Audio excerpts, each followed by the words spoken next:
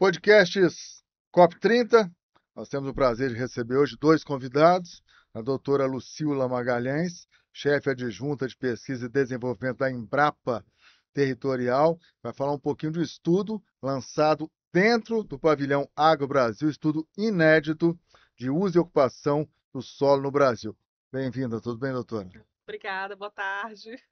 Ao lado dela, o Bruno Luque, diretor técnico da CNA, né, que está participando ativamente também desse processo. Tudo bem, doutor Bruno? Bem-vindo. Tudo ótimo, Estevam. Prazer estar aqui. Tem algumas perguntas que até caracterizam esse estudo, doutora Lucila. Como o Brasil produz, preserva e transforma seu território? Essas respostas estão contidas nesse estudo, ou pelo menos parte delas? Estão sim. A gente fez um estudo bem detalhado, né, através de dados e informações públicas e abertas, sobre como o Brasil hoje ele organiza o seu território para fins de produção, preservação, proteção e conservação. Então, hoje o estudo que a gente apresentou aqui, ele trouxe um panorama aí de como a gente faz essa atribuição das nossas áreas, né, e quem é responsável pelo quê. Com a experiência que a senhora tem, alguns mitos podemos dizer que são derrubados por esse estudo? Certamente. A gente tem, né, dentro do, especialmente quando a gente fala do produtor rural, né, do mundo rural brasileiro, quando a gente olha as áreas privadas, né, o compromisso ambiental deles, né? A gente às vezes ouve muito dizer, né, que o produtor rural não preserva, não se preocupa. E é muito pelo contrário, né? Os dados aí mostram, né, junto aí com toda a nossa legislação ambiental, Código Florestal, que são compromissos que os produtores têm que cumprir, né, perante a legislação, sob pena de não ter acesso a crédito, financiamento, né, e paralisar muitas vezes a produção, que eles têm os compromissos ambientais, dedicando aí áreas de preservação permanente, né, respeitando aí toda a legislação, né, que define o que é uma área de preservação permanente.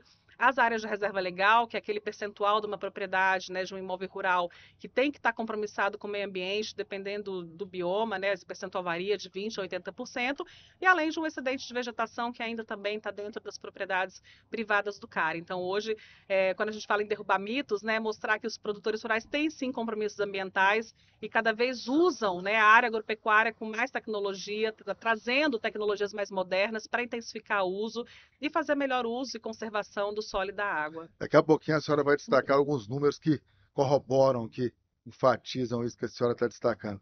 Bruno Luque, essa primeira fala aí da pesquisadora, a doutora Lucila Magalhães, qual a importância para o agro e para o país como um todo de respostas como essas? Bem, a gente coloca que hoje existem muitas narrativas contra o setor, né? A gente coloca que a comunicação do setor ainda precisa melhorar bastante.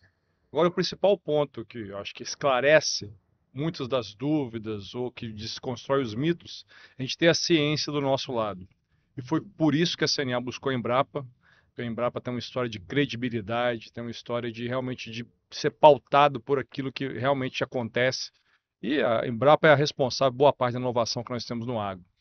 Então, quando a gente sentou com a Embrapa para buscar como a gente traduzir o que existe hoje nas propriedades rurais em números, foi a ideia da gente fazer esse estudo. E os números, a Lucila vai detalhar para vocês. Eles trazem muita clareza, né, trazem bastante informação sobre realmente como é a produção agropecuária brasileira, que consegue produzir e conservar ao mesmo tempo. Produção com sustentabilidade. Exatamente. Então, o Brasil é a referência, o que o Brasil, da sua agropecuária. Nós somos um case de agropecuária tropical. E o que nós queremos nessa COP é justamente isso: mostrar o que nós já fazemos. Nós não vamos começar a fazer como muitos dizem. Então, nós já fazemos, nós temos referência em sistemas de produção sustentáveis e os resultados estão no estudo.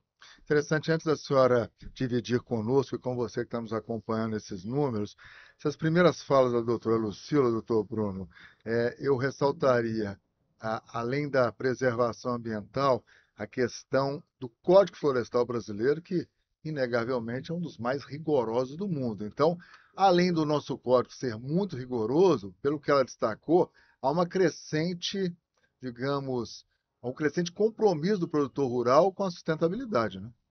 Isso é inegável. O produtor, assim que o código saiu, realmente aderiu.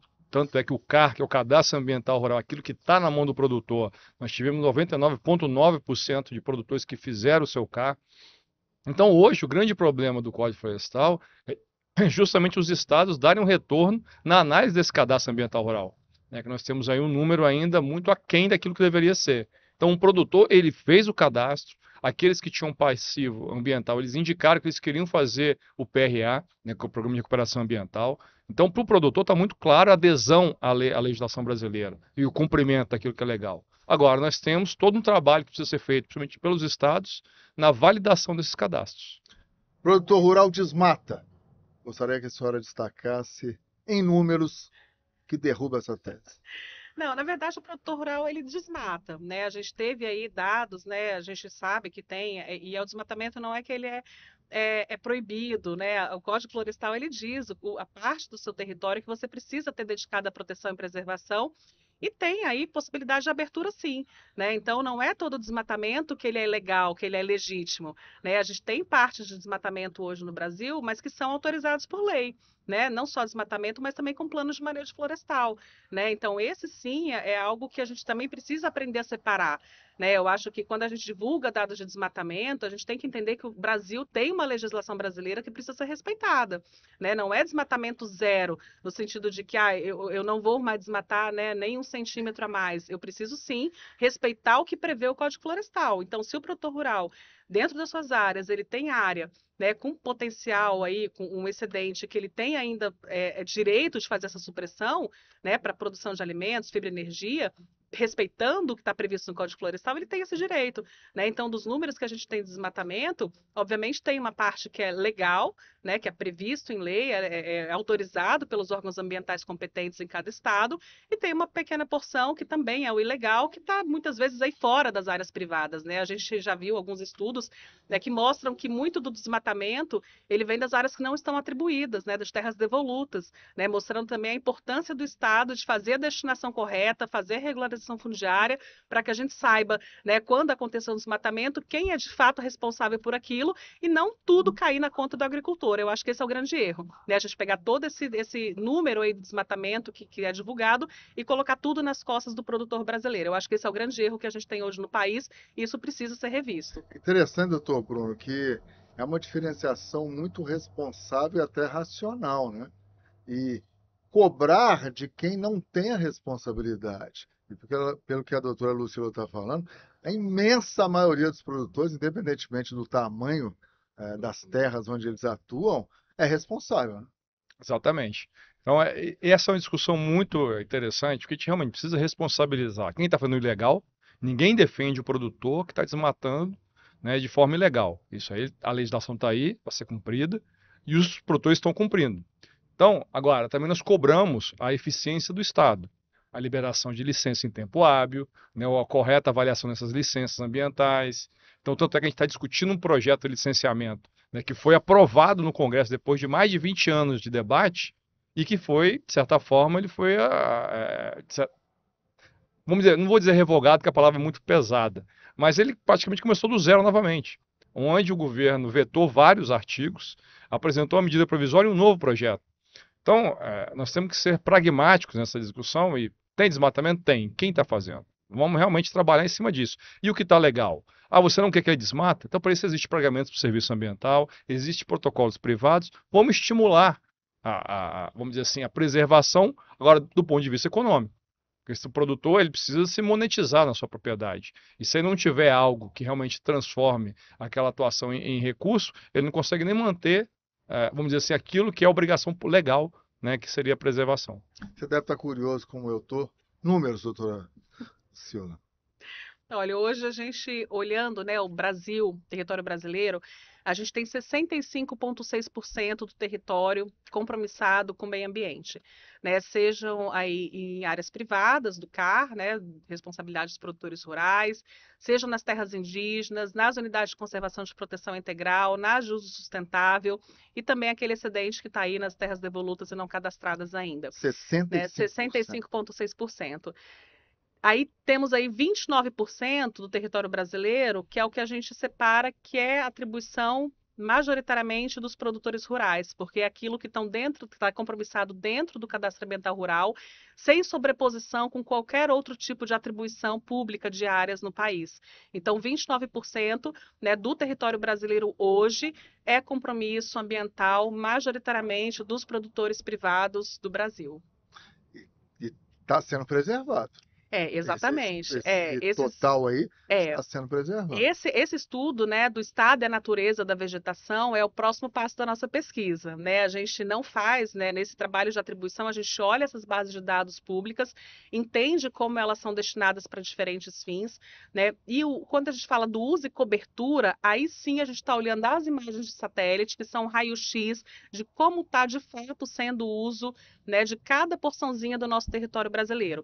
Então a gente tem esses 29% de compromissos ambientais, né, 65,6% do Brasil, ainda que o nosso estudo não faça, né, o uso de imagens de satélite para ver de fato uso e cobertura, isso é feito por outras iniciativas, né, federais, né, inclusive Embrapa e INPE com o projeto Terraclass faz esse trabalho, mas esses dados são convergentes, né, então quando a gente olha aí o total que a gente tem hoje, né, de áreas antrópicas e áreas naturais no país, esses números são muito convergentes, né, então a gente pode, né, dizer assim de uma forma bem ampla que sim, essas áreas estão realmente aí destinadas à preservação. Obviamente que a gente tem, que o Bruno falou, a gente tem aí o PRA, né, que é o Programa de Regularização Ambiental, quando o produtor rural ele tem um déficit, né, ele precisa ali fazer uma compensação, ele precisa fazer uma recuperação, isso está previsto na legislação. Né? Então, ainda que a gente não tenha feito esse raio-x, né, do uso e cobertura de fato, sim a atribuição, a ocupação e o uso, os números, né, feitos por satélite, eles são bastante convergentes em mostrar que o Brasil ainda tem aí cerca de 65, 66% de áreas naturais. Bruno, como que vocês avaliam esses dados? Surpreendentes? Vão ao encontro do que o próprio sistema CNA, Senar esperava? Sim, eu acho que os dados são inquestionáveis. Eles realmente traduzem aquilo que a agropecuária brasileira realmente pratica, o produtor pratica no seu dia a dia. E aí eu acho que o grande desafio que nós temos é justamente como a gente divulgar isso e fazer um uso positivo dessas informações. Né? Que você pega só o que nós temos de lavoura no país, né, chega a 10% do todo o território. Então é um volume muito pequeno quando você compara a outros países, principalmente países que têm um porte grande, como Estados Unidos, China. A Europa nem se fala, porque a agricultura lá representa 70% do território deles. Então nós temos um dado que ele é muito positivo, inclusive esse dado foi validado pela NASA, o dado anterior, que era menos, era 7,8, e agora a gente entrou em área de pastagem e ampliou um pouco dessa parte da agricultura. Então nós temos um ativo na mão que a gente não capitaliza, que a gente não usa. E numa negociação internacional como é a COP, a gente quer deixar à disposição dos negociadores, do governo brasileiro, essa informação é da Embrapa, é pública, né? Então, como a gente pode usar esse ativo a favor do Brasil?